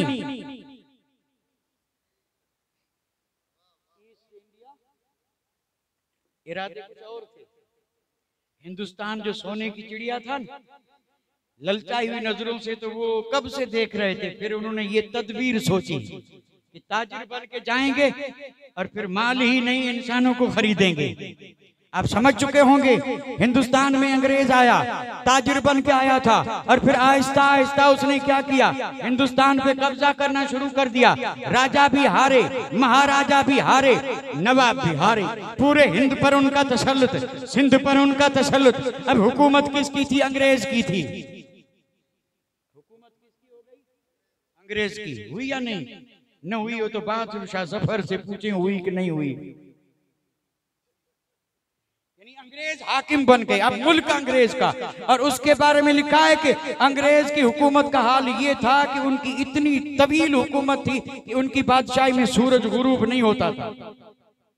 इतनी हुकूमत पर काबिज होने के बाद भी उन्हें खतरा था। खतरा किससे था? मुसलमान से। उसे खतरा ये था कि अब इस मुल्क में हम तो देर तो जमा चुके हैं, लेकिन जमे रहें ये जरूरी नहीं, क्योंकि खतरा है। अब खतरा किससे था? मुसलमान से। तो इन्होंने कहा मुसलमान से खतरा क्यों? तो कहा मुसलमान के पास दो चीजें ऐसी हैं कि जब तक ये रहेंगी तब तक ये हारेंगे नहीं। अंग्रेज जो भी देखता है ना सब लिखता है। हमारी तरह थोड़े आज भी अंग्रेजों का ये दस्तूर है। ये जो सयाह आते हैं वो जो चीज हैरत की देखते हैं, हिकायत हो या वाकया हो, वो सब तारीफ नोट करके रखते हैं। हर एक के पास अपनी बुक रहती है। और हम तो यहाँ पर जो दीनी बातें वो भी नहीं लिख पाते, और जो लिखना जानते हैं वो भी नहीं लिखते। हालांकि चीज का एतबार उसी का है जो लिखी हुई हो। जहन वाली बात का कोई एतबार नहीं। अभी याद है और कल नहीं होगी। वो दिल भी गए, वो दिमाग भी गए, और वो हाफिजा भी गया कि वो सारी किताबें याद। सब अहमद रजा थोड़े हैं कि किताब पढ़े और याद हो जाए। अंग्रेज लिखता है, उसने नोट किया मुस्तफा के गुलाम के पास दो चीजें ऐसी हैं कि जब तक ये रहेंगी कोई इन पर जीत नहीं सकता। अगर ये टकराए तो यहां से भागना पड़ेगा। वो दो चीजें क्या थी? उन्होंने कहा एक है जज्बे जिहाद और दूसरी है मोहब्बत रसूल। अगर ये दोनों चीजें इनसे निकाल दो, फिर ये अगर करोड़ों की तादाद में भी आए तो नहीं जीत सकते, क्योंकि इनकी जीत का राज इसी में है। उन्हें शहादत का शौक है और मोहब्बत रसूल का समंदर दिल में मौजूद है। लिहाजा दो चीजें निकालो। फिर उन्होंने पढ़ा कि जिहाद का हुक्म कुरान में है, और कुरान कहते हैं वही को। अब नबी आने वाला नहीं, जब तक वही नहीं आएगी जिहाद छोड़ेंगे नहीं। लिहाजा उन्होंने इसके लिए कादियान में नबी बनाया। मिर्जा गुलाम अहमद कादियानी को नबी बनाया। उसने पहले कहा था कि मेरे पास वही लेने वाला टीची टीची फरिश्ता आया है और वो इंग्लैंड से वही लेके आया है और वही में ये कहा कि अब जिहाद खत्म है, मुसलमानों से कह दो अब जंग करने की जरूरत नहीं और ये हुकूमत जो है ये माई बाप है, अंग्रेज हुकूमत आपके लिए रहमत है, इसे तस्लीम कर लो, जंग मत करो, जिहाद खत्म। एक काम ये किया। अब रहा दूसरा काम, मोहब्बत कैसे निकालें। तो उन्होंने कहा मोहब्बत निकालें, मोहब्बत पैदा हो रही है अजमत रसूल से। ये अपने आका से मोहब्बत इसलिए करते हैं कि उनका जिक्र ज्यादा करते हैं और जिक्र इसलिए करते हैं कि उनकी शान ही ऐसी है। वरफाना लक जिक्र का उनकी शान है, लिहाजा अगर जिक्र को कम करना है तो शान घटाओ, शान घटेगी तो जिक्र नहीं होगा, जिक्र नहीं होगा तो मोहब्बत कम होगी। लेकिन ये काम करे कौन? तो इसके लिए फिर मुल्लाओं को खरीदा गया। बिके कसम रब की बहुत बिके और पूरी दुनिया ये कह रही है कि उस वक्त अगर नहीं बिका तो सुन्नी नहीं बिका, बाकी सब बिक गए। बड़े बड़े शेख बिके, बड़े बड़े नवाब बिके, बड़े बड़े आलिम बिके, जागीरें मिली, खिताब मिले, धन दौलत मिली और फिर वो वही करने लगे जो अंग्रेजों ने कहा था। अब मैं असल बात अर्ज करने जा रहा हूँ, जिसको हम वहाबी कहते हैं, जिसको हम देवबंदी कहते हैं, ये अंग्रेज के खरीदे हुए और इनके बड़े बड़े आलिमों ने ये काम किया। उन्होंने अंग्रेज के कहने पर नबी की शान घटाने के लिए किताबें लिखी। उसमें एक किताब का नाम है तक़वियतुल ईमान, जिसका नाम है ईमान को ताकत देने वाली किताब। हालांकि वो सरासर तफ़वियतुल ईमान है, वो ईमान को खत्म करने वाली है। कसम रब की, उन बदबख्तों ने इस तक़वियतुल ईमान में 70 कुफ्र बके हैं। कितने? 70। अच्छा, इसको लिख करके तैयार करके और फिर लोगों में तकसीम किया कि पढ़ो इसको। लिखा क्या था मालूम है? थोड़ी सी तफसील कर दूं। सबसे पहले उन्होंने हमला किया रब की जात पर। उन्होंने लिखा इन्नल्लाह अला कुल्ली शैइन कदीर, अल्लाह हर चीज पर कादिर। तो झूठ भी एक चीज है, लिहाजा साबित हुआ अल्लाह झूठ पर कादिर। नतीजा निकला नऊज़ बिल्लाह, अल्लाह झूठ बोल सकता है। आज भी लिखा है, मैं अपनी तरफ से नहीं कर रहा,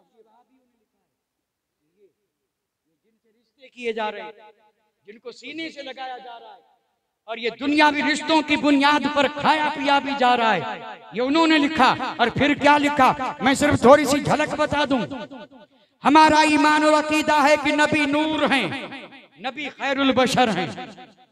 ये ईमान वालों का अकीदा और ये 1400 बरस से चल रहा है। सहाबा का अकीदा यही था कि मेरे आका, हकीकत तो अल्लाह जाने, लेकिन जो ये न माने कि नबी नूर और बशर तो वो मोमिन नहीं। सिर्फ नूर माने तो मोमिन नहीं, सिर्फ बशर माने तो मोमिन नहीं। मोमिन वो है जो बशर भी माने, नूर भी माने। और ये हम अहले सुन्नत हैं कि मुस्तफा को खैरुल बशर भी मानते हैं, नूर अला नूर। अब ये तो अकीदा चला रहा था, इन्होंने लिखा नबी हमारी तरह बशर।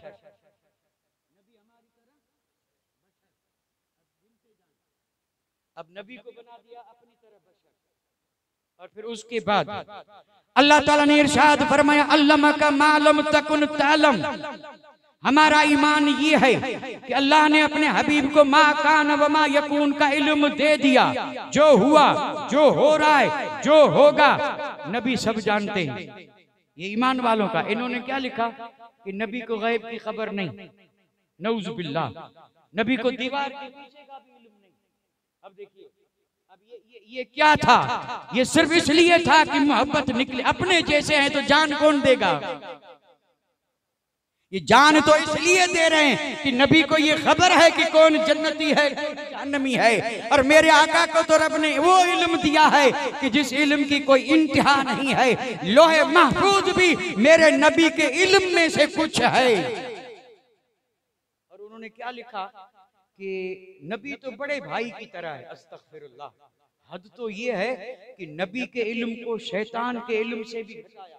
एक पागल का इल्म और शैतान का इल्म भी नबी से ज्यादा हो सकता। ये उन्होंने तक़वियतुल ईमान, ये कौन लिखवा रहा है? अंग्रेज लिखवा रहा है, और ये बिके हुए लिख रहे हैं। और जब ये लिख रहे हैं किताब, अब मैं सिर्फ इशारे, कितने इशारे किए जाएं, आप समझ लें कि मेरे आका की जितनी शानें थी उन सारी शानों को क्या किया, यानी मिटा करके, और उस पर उन्होंने तौहीन की, बेअदबी की। नबी मुख्तार नहीं है, उनको कोई इख्तियार नहीं है। अली वली के चाहने से कुछ नहीं होता, मांगना है तो खुदा से मांगो, रसूल से मत मांगो। रसूल तो अपनी बेटी को भी जन्नत नहीं दे सकते, नौज बिल्लाह, तुम्हें जन्नत क्या देंगे? नबी तो वो है कि मर करके मिट्टी में मिल गए, अब वो नबी नहीं है। हमारा ईमान ये है कि नबी हयात हैं, सिर्फ हमारे नबी नहीं, सारे नबी हयात हैं। अब उन्होंने जब इस तरह की गुस्ताखियां की, 70 कुफ्र लिखे, आला हजरत अजीमुल बरकत की जरूरत उस वक्त पेश आई। कसम रब की मैं अर्ज कर दूं, जब नबी की शान में गुस्ताखियां होने लगी, बेअदबियां होने लगी, शान घटाई जाने लगी, इश्क वालों की बेकरारी हद से बढ़ी, दीवाने कमजोर थे, कर कुछ नहीं सकते थे, मामला इल्म का था। और ये अपनी बातों में दलील कुरान से दे रहे थे, दलील हदीस से दे रहे थे, मतलब और अपने मतलब के मानी और मफहूम बता रहे थे। दीवानों के दिल जब तड़पे तो उन्होंने फरियाद की होगी, कोई अजमेर गया होगा, कोई बगदाद गया होगा, कोई मदीने गया होगा, कोई अपने मुर्शिद के पास गया होगा, कहे अल्लाह के बंदो मदद करो, मुस्तफा की अजमतों पे हमले हो रहे हैं। तो हर जगह से जवाब यही आया था, अजमेर ने कहा बरेली जा, बगदाद वाले ने कहा बरेली जा, मदीने वाले ने कहा बरेली जा। इन सारे को जवाब देने के लिए मुस्तफा ने अहमद रजा को बरेली में भेजा।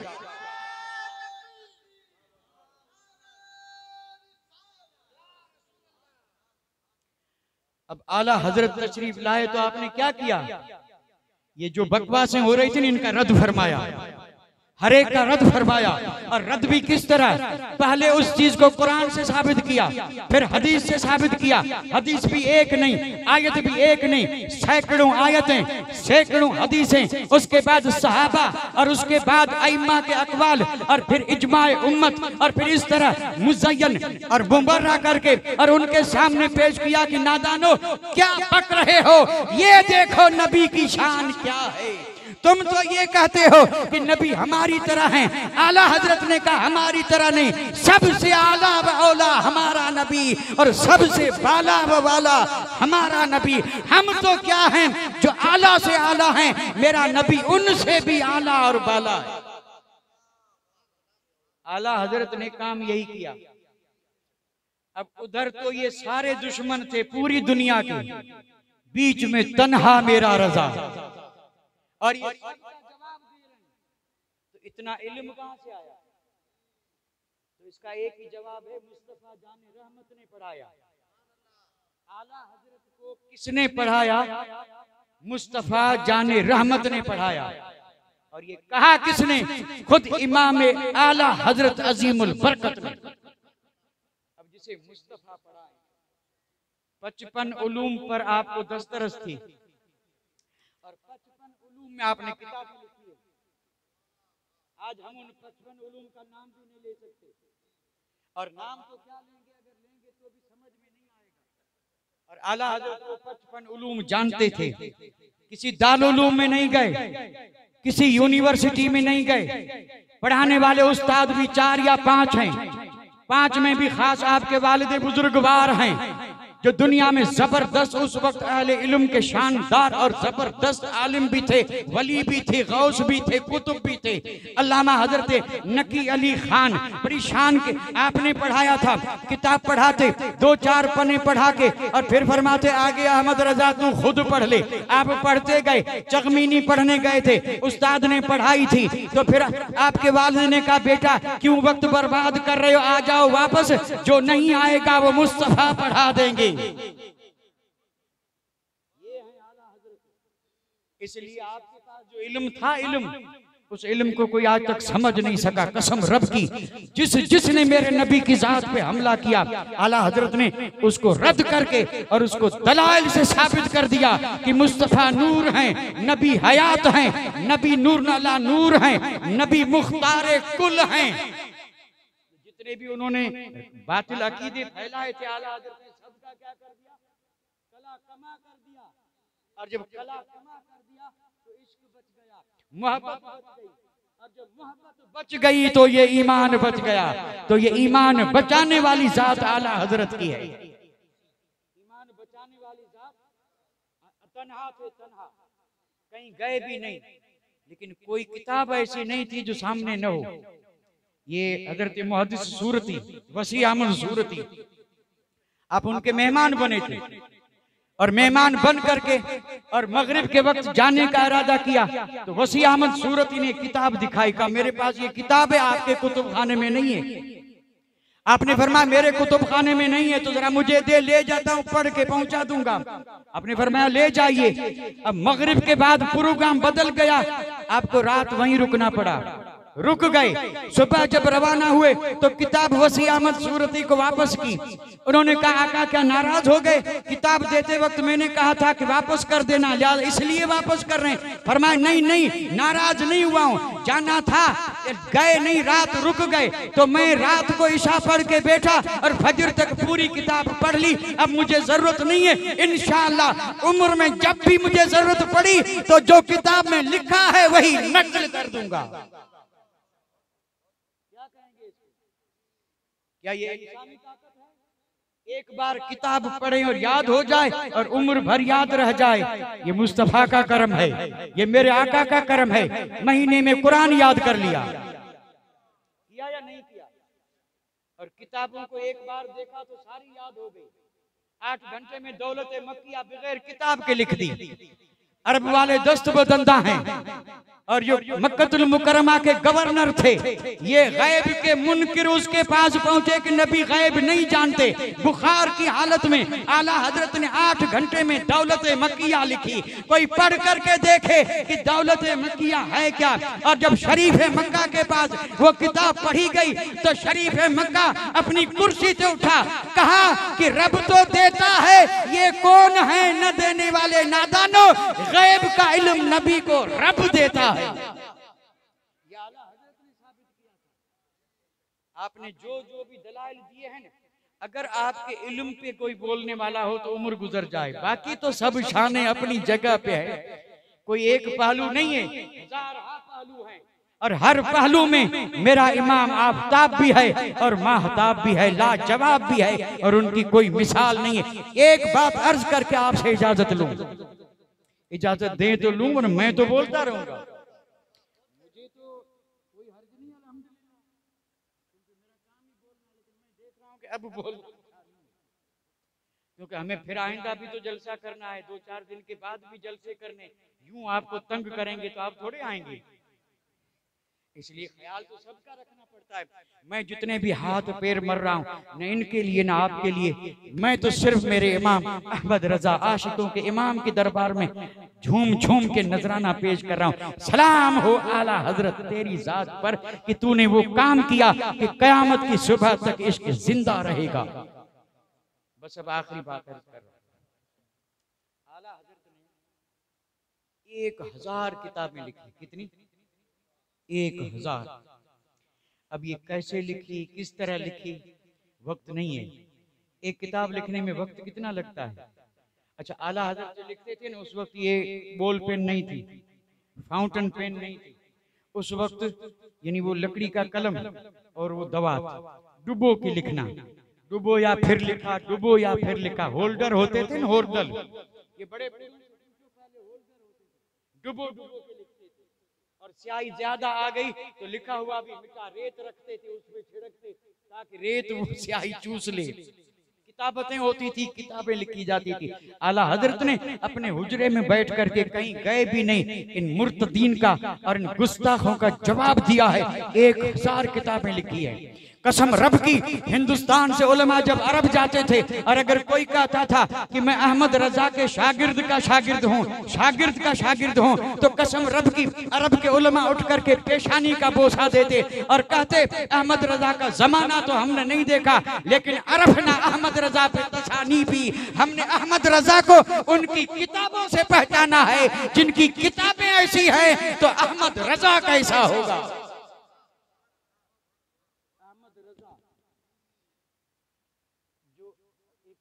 इजाजत दें तो अर्ज कर दूं, हमारे एक बुजुर्ग ने कहा कि अगर किसी को ये पहचानना हो कि ये आलिम है या नहीं, देखो बात हम पे आ रही है इसलिए मैं इधर ही देख रहा हूं, यानी अगर किसी को परखना हो कि ये आलिम है या नहीं, तो आला हजरत की 1000 किताबों की लिस्ट रख दो, अगर सारे नाम सही पड़ जाए तो आलिम है, वरना जाके पढ़े। और ये फकीर भी यही दावा कर रहा है, आला हजरत की लिखी हुई किताबों के नाम अगर सही पढ़ ले तो किताबें तो अपनी जगह पे हैं, और अगर कोई दम करे और किसी में खम हो तो आ जाए, किताब अपनी जगह पे है। फतावा रिजविया का खुतबा पढ़ के दिखा, फतावा रिजविया का सिर्फ खुतबा सही पढ़ के दिखा दे तो मान लेंगे कि आलिम है। आला हजरत की हर किताब जो है उसका नाम तारीखी है, हर किताब का नाम तारीख, किताब का नाम पढ़ो उसी से साबित है कि किस सन में लिखी गई, और किताब का नाम पढ़ो तो पता चल जाएगा किस लिए लिखी गई। ये मकाम है आला हजरत का, और रब ने इल्म वो दिया था। एक राफजी आया था, राफजी यानी साहबा का दुश्मन, फारूक आजम का, सिद्दीक अकबर का, समझ गए ना राफजी, खारजी और राफजी ये दोनों बड़े जबरदस्त दुश्मन हैं। अल्लाह खारजियों से बचाए, राफजियों से बचाए। राफजी आया था, उसने कहा कि इमाम, हमने इमाम बाड़ा बनाया और हम चाहते हैं कि तारीखी नाम दे दें। उसने जैसे ही पूछा तो आपने फरमाया तारीखी नाम है दरे रिफ्ज। अहले इल्म तो बाकी तो नहीं समझेंगे भाई, दरे रिफ्ज इसकी तादाद निकालें तो वही सन बनता है जिसमें उसने पूछा था। तादाद से माना अबजद होवज होती कलमन साफस, ये जो है ना अल्फ का 1, बे के 2, जीम के 3, दाल के 4, ये इस तरह हरफों की अदद निकालो तो वही सन बनेगा। इसी को कहते हैं तारीखी नाम। उसने कहा इमाम बाड़ा नाम रखें, फरमाया दरे रिफ्ज। उसने सोचा कि रिफ्ज से बचना था और ये नाम ही रिफ्ज वाला देखें, अब करें क्या।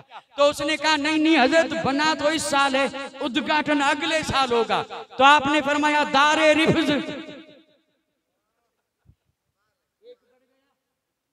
एक बढ़ गया, कहा नहीं अगले साल भी नहीं, शायद उसके बाद हो, 2 साल बाद। तो फरमाया बदरे रिफ्ज।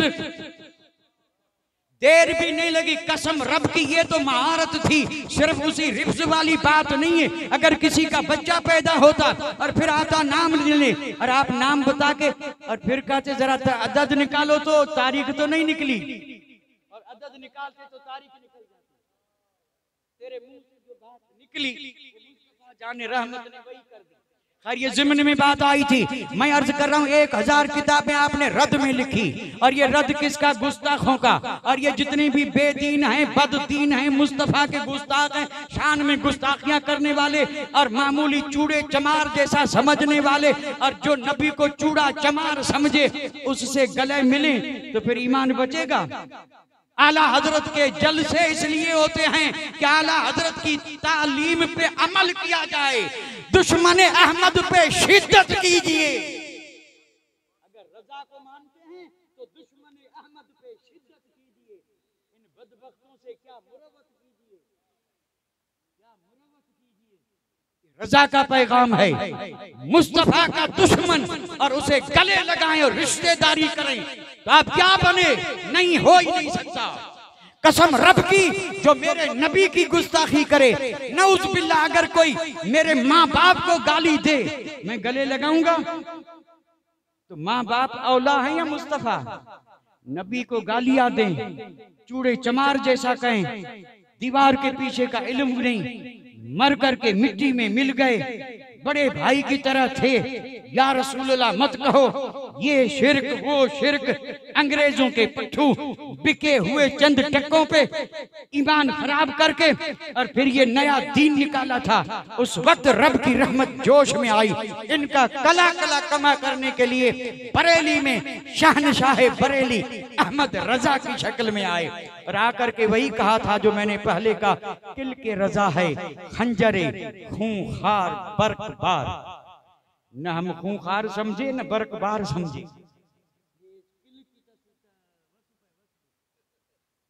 जो है ना, किल्क माना कलम, और ये कलम किसका? मेरा और आपका नहीं। अगर से लिखने वाले हम भी हैं, बहुत और भी हैं, लेकिन हर एक के कलम में ये नहीं होता स्याही खत्म हो जाए तो फिर डालनी पड़ती है। कलम खंजर का काम नहीं करता। खंजर एक खूंखार कलम, सिर्फ खूंखार नहीं, बर्कबार। जब ये चले तो दुश्मन के खिरमन पे बिजलियां गिरा दे, जला करके राख कर दे, और फिर छुपने की जगह न मिले। ये कलम काम कर रहा है। ये कलम किसका था? हाथ अहमद रजा का था, फैज मुस्तफा का। इसमें कोई शक नहीं। लेकिन जो बात मैं करने जा रहा हूं गौर से सुन लें। आला हजरत ने 1000 किताबें लिखी। अब उस वक्त किताबें छपती थी बड़ी मुश्किल से, बड़ी मुश्किल से। अगर छपी भी तो जबरदस्त कीमत देने के बाद भी 500 कापी या 1000 कापी, तो 500 कापी तकसीम करें तो 500 लोगों के पास पहुंची। सबको पैगाम कैसे पहुंचे? सब तो लिखे पढ़े भी नहीं। ईमान सबका बचाना है। कुर्बान जाऊं अहमद रजा तेरी सोच पर। आपने क्या किया? पूरे मोमन ईमान वालों के ईमान को बचाने के लिए आपने हदाए के बख्शिश लिखी। यह आपका जो नातिया मजमुआ है हदाए के बख्शिश, कसम रब की 1000 किताबों का निचोड़ इसमें मौजूद है। जिस जिस चीज का मुनकिरीन ने इनकार किया, आला हजरत ने अपने बंद में उसका जवाब दे दिया। लोगों ने कहा नबी से मत मांगो, का मांगेंगे, मांगते जाएंगे, मन मांगी पाएंगे।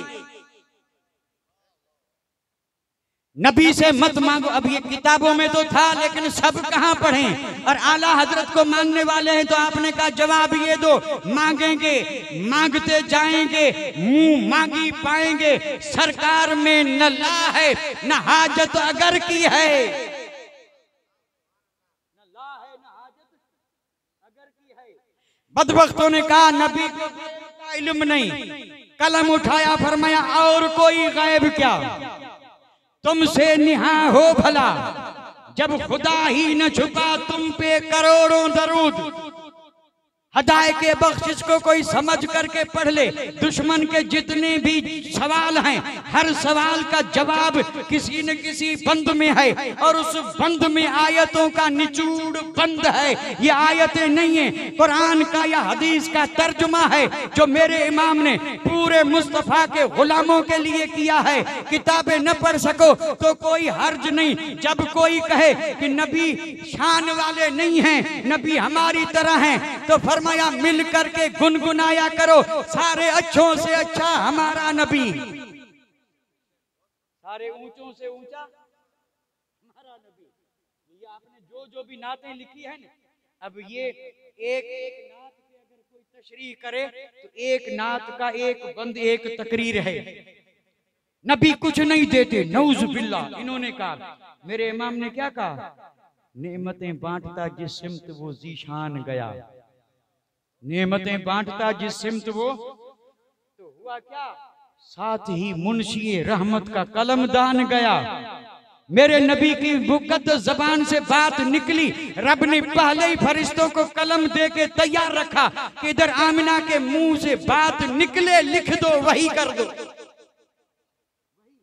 यानी नेमतें बांटता जिस सिमत वो, साथ ही मुंशी रहमत का। तो ये जितने भी 1000 किताबों का निचोड़ हदाए के बख्शिश में है, और ये सारी दुनिया में पढ़ी जा रही है। मेरे आका पर जान छिड़कने वाले और इमाम इश्क व मोहब्बत, हर फन के इमाम थे लेकिन मशहूर हुए इमाम इश्क व मोहब्बत। क्यों? इसलिए कि हर फन में मोहब्बत रखी है। कसम रब की, आला हजरत जब लिखते तो आपके पास 2 दवातें थी, कलम एक था। और जब फतवा लिखते तो एक दवात से लिखते, और जब नात लिखते तो दूसरी दवात से लिखते। लोग सोचते रहे कि ऐसा क्यों, क्या ये रोशनाई अलग है, ये जुदा वो जुदा, कलम वही, रोशनाई जुदा।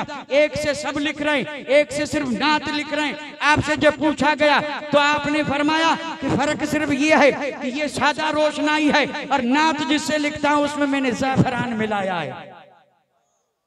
उसमें मैंने ये आला हजरत की नातों में जो इस तरह की खुशबू है, आला हजरत ने मेरे आका के इश्क मोहब्बत में उस रोशनाई को भी अलग ही रखा है, अलग ही रखा है। मुल्क सुखन की शाही तुमको रजा सुखन, मुसल्लम जिस सिमत आ गए हो सिक्के बिठा दिए हैं। अब एक आखिरी बात जो मेरी इस गुफ्तगू का निचोड़ है, और निचोड़ ये है कि जब जब कयामत तक, ऐसा नहीं कि मुजद्दिद की तालीम मुजद्दिद के जाने से खत्म हो जाती है, हर मुजद्दिद की तालीम अकीदे को बचाने के लिए कयामत तक मौजूद है। आज भी अगर खराफात हैं तो उसको मिटाने के लिए इन मुजद्दिदीन की किताबों की तालीम को आम करना चाहिए। आज अगर मैं सारी जो हमारा मुआशरा है इसकी खराबियों पे रोशनी डालूं तो अकबर के दौर में जो हो रहा था आज भी हो रहा है।